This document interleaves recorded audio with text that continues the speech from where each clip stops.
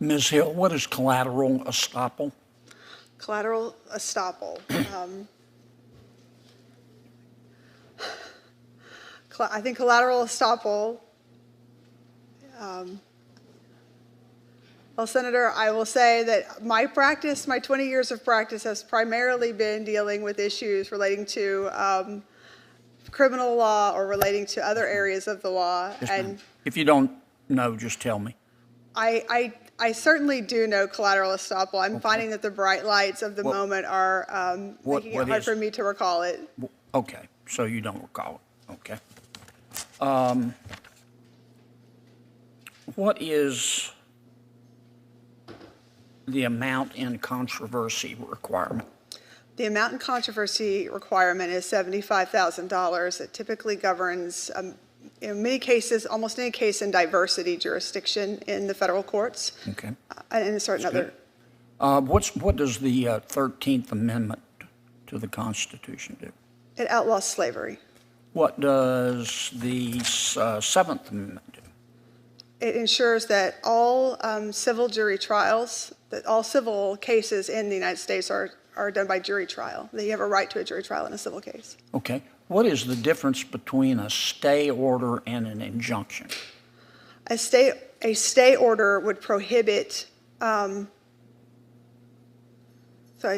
injunction would restrain the parties from taking action. A stay order, I'm not sure that I actually can give you the. Okay. That. Tell me about, you'll see a lot of this in federal court. Tell me about the multi-district litigation statute. So I'm not extremely familiar with the multi-district litigation. I do know that multi-district litigation is often consolidated. Hey there, legal eagles and curious minds. Welcome back to the channel where we break down the law, the legends, and the laughs.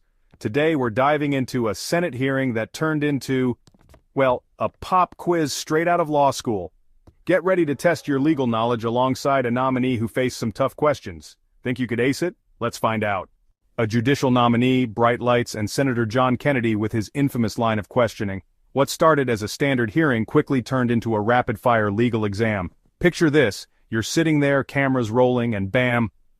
What's collateral estoppel? I mean, who wouldn't blank out under that pressure? Let's play along. First question. That's an easy one, right? It abolished slavery. Next, if you're scratching your head, you're not alone. Here's the breakdown. An injunction stops a party from taking certain actions, while a stay order pauses a case. Simple, but not under pressure. You'll see a lot of this in federal court. Tell me about the multi-district litigation statute. So I'm not extremely familiar with the multi-district litigation. I do know that multi-district litigation is often consolidated into a particular court. So all of the cases involving a particular type of issue, if there is a multi-district litigation, those will all be referred to one court and one judge who will then oversee the MDL. But I will confess I'm not super familiar with all the ins and outs of that. Okay, what kind of constitutional claims are subject to intermediate judicial scrutiny? Cases involving certain types of classes, such as gender or illegitimacy, are subject to intermediate scrutiny. Some types of speech, like commercial speech, would be subject to intermediate scrutiny. Okay. Tell me what a 12B6 motion is. It's a motion to dismiss a claim, a motion to dismiss an issue for failure to state a claim. Okay. And what's the standard for granting a summary judgment in federal court? It says there are no issues of material fact, and that the issue can therefore be decided as a matter of law. Okay.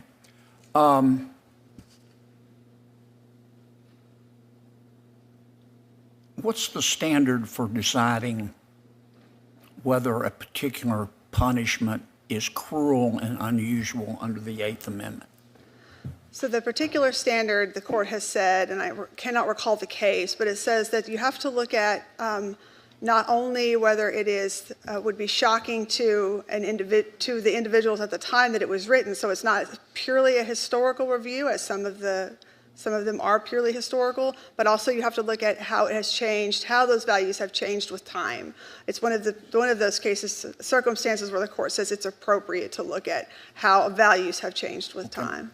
Well, our right against cruel and unusual punishment is a fundamental right, is it not? It is. Okay. How do you square what you just told me about the Eighth Amendment with the case after case after case by the U.S. Supreme Court that says the definition of a fundamental right is one that's explicitly stated in the Constitution or deeply rooted in our history and tradition? Yeah, I think that it is. I think it is deeply rooted in our history and tradition. If you enjoyed this video, hit that like button and subscribe for more legal insights and breakdowns. Until next time, keep those arguments compelling and your cross-examination sharp. See you soon.